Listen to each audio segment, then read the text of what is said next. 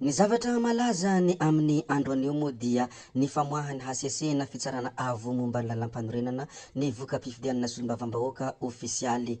Ho lazaintsika ato anatin'ity video ity sy ho lazaintsika ato anatin'ity chaîne ity no mombamomba an'izany rehetra izany, ary manasana foana ny tsy hisaraka sy hanaraka ity chaîne ity, ary ny tena tsara mba hahatonga anao tsy ho tara amin'ny video rehetra izay alatsakay ato dia azadino ny miabone mba ahafahanao mahita ny video izay alatsakay misesisesy ato. Famelohana hanaovantsika izany abonnement izany sy hanombohantsika ny zava-drehetra dia misy zavatra kely ampijereko anareo ny fanambarana izay nataon'ity namana ity. Olona avy any Ambatondrazana nahita feu d'artifice, ole retsy mba mipoka koa vakitra vita sinoa ty zany hoy fanambarany ity namana ity. Mitandrema ihany ny amin'ny fanambarana toy ireto fa sao de mahazo ny zavatra tsy fatao. Ndeha ary ataontsika ny fanaovana abonnement izany fa tsy dirantsika lalina ny mikasika ny fanambarana iny mialohany ilazantsika ny zava-misy. Ndao ary.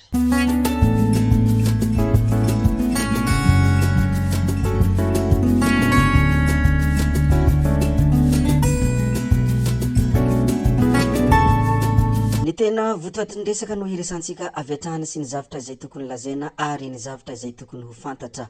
Hitantsika amin'ny reto tsara reto moa dia ireto solombavambahoaka avy any amin'ny mpanositra ary solombavambahoaka heverina any Tsimbazaza. Misy amin'izy ireo moa dia heverina indray any Tsimbazaza, fa misy sasany amin'izy ireo kosa dia mbola votonga soa iny Tsimbazaza. Mialohany hiresantsika ny mikasika an'izay solombavambahoaka voafidy sy ny solombavambahoaka avy any amin'ny mpanositra izay dia ndeha hijerevantsika kely ny fanambarana izay nataony dadany Jemima. Dadany Jemima moa efa tsy misy tsy mahafantatra azy raha olona mpanao Facebook, efa fantatry ny olona rehetra ny zavatra izay fataony sy ny publication izay fataony ao anatin'ny compteny. Tsy ho lazaintsika eto ny mikasika an'izany ary tsy ampianarina isika rehetra ary tsy atory ihany koa fa efa iarantsika mahalala sy iarantsika mahafantatra.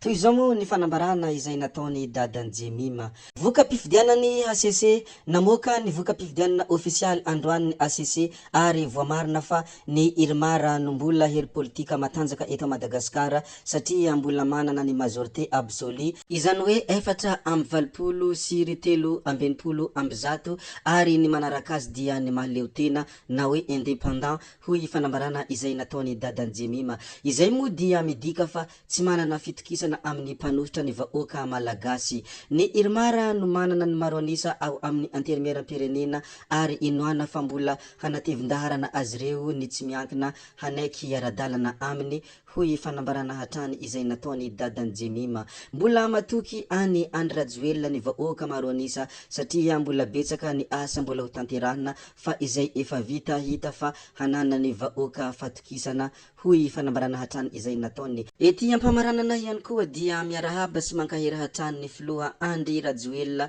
fa voalohany indrindra dia azy izao ny fandresena izao hoy fanambarana izay nataony noho ny farany.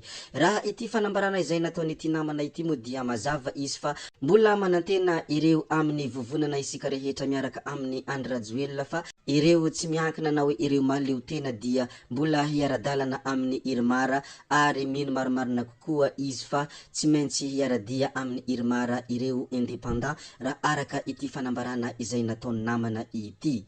Zavatra tsara ampahafantarina moa zay ka izany indrindra no antony ilazanay iny ato anatin' ity video ity. Raha toa ka manan-kevitra amin'izay moa ianareo dia apetrahony commentaire. Ndeha ary isika hiditra amin'ny hafa manaraka izay tsara ho fantatra sy ny zavatra misongadina eto amin'ny tantsika. Ampahafantarina etoana ihany koa fa lany ho solombavambahoaka ny Madagasikara ao Arivony Mamy i Andriamatoa Rajerson Antoine filohan'ny FIVOI. Marina fa nisy ny fanakatonana ny onjam-peon'izy ireo nandritra ny fampelezan-kevitra. Toerana roa no lasany izy ireo koa dia ampahafantarina ianareo rehetra ato anatin' ity chaîne ity fa lany soamantsara solombavambahoaka ny Madagasikara ao Arivony Mamy i Andriamatoa Rajerson Antoine. Fa ny any amin'ny boriborintany fahaenina kosa dia todisoa Andriamampandry ao anatin'ny vovonana firaisankina sy tantely razana mandimbisoa ao anatin'ny vovonana Irmara na hoe isika rehetra miaraka amin'ny Andry Rajoelina no lany solombavambahoaka raha araka ny voka-pifidianana ofisialy izay navoaka ny HCC. Miresaka an'izay andriamampandry todisoa zay isika dia anisany nanao fanambarana manokana tao anatin'ny pejiny raha teo mo izy rehefa nivoaka io voka-pifidianana ofisialy izay navoaka ny HCC io. Toy izao moa ny fanambarana izay nambarany izany: misaotra ny tompo ny prailista ny mpikatroka tima sy ny vovonana firaisankina ary ireo fikambanana sy ny vondrona ny mpifidy rehetra nametraka ny fitokisana ka nampandany ny tenako indray ho député de Madagasikara mandritra ny 5 taona. Hita fa maro ianareo ary voabata indray voalohany sy ny fandresena ary voapirofo izany teo amin'ny vato azo izay tena nisy elanelana be tamin'ny faharoa.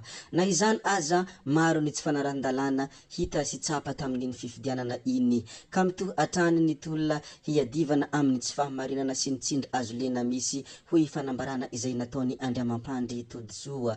Hijoro atrany amin'ny mahany solombavambahoaka ny tenako aho hanao ireo asa voakasika izany ihany koa ary koa hanohy ireo asa sosialy sy fampandrosoana nafantarana mbo manarina hatrizay. Jesoa ne hombatsika lalandava hoy fanambarana izay nataony ity solombavambahoaka honorable todisoa ity. Arabena manokana mo izy satria nibata ny fandresena ary solovava ny vahoaka indray koa dia miarahaba azy manokana izahay ato anatin'ny ity chaîne ity. Ny any amin'ny boriborintany voalohany kosa dia ny kandida Razafy Manantsoahanitra ao anatin'ny vovonana firaisankina sy Augustin Andriamananoro ao anatin'ny vovonana Irmara no lany solombavambahoaka raha araka ny voka-pifidianana ofisialy izay navoaka ny HCC. Fa ny any amin'ny faritra atsimo andrefana distrikany Ampanihandrefana dia Tsaradia Marco indépendant sy Razafy Harisoa Andriamanantena ao anatin'ny vovonana Irmara na hoe isika rehetra miaraka amin'ny Andry Rajoelina. Arabena manokana ihany koa i Tsaradia Marco satria lany indray solombavambahoaka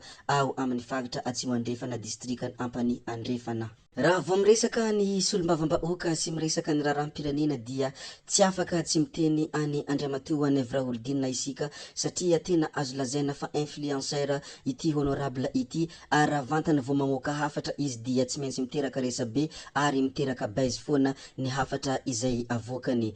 Vao vetivety kely dia nanome hafatra i Naivo Raholdina toy izao moa ny hafatra izay nomeny: mbola manana tanjaka ny volomboasary matoa azony maro anisa hoy fanambarana izay natao lohany isika fa tsy rambony hoy député Naivo Raholdina. No tsenainy vahoaka ny boriboritany fahadimy moa ity député ity raha iny izy nihazo any amboa mirary teo iny. Nambarany fa tsy mbola nisy ny tima naharesy volomboasary tao amin'ny boriboritany fahadimy efa hita avokoa ireo fomba fangalaram-bato nataony mpanohitra ka efa mila mailo isika TGV hoy député Naivo Raholdina. Raha vantany vao namoaka io fanambarana io moa izy dia tsy maintsy miteraka resabe foana ka izany indrindra no antony nilazako hoe raha vao miresaka solombavambahoaka sy miresaka politika eto amin'ny Madagasikara antsika dia tsy afaka ny tsy ilaza any Naivo Raholdina satria anisany tena mahita resahana ity solombavambahoaka tompony vava ity. Delila kely ihany koa moa dia tafaverina indray any Tsimbazaza ary tena mahafinaritra ny mahita anireto sariny ireo ao anatin'ny vovonana firaisankina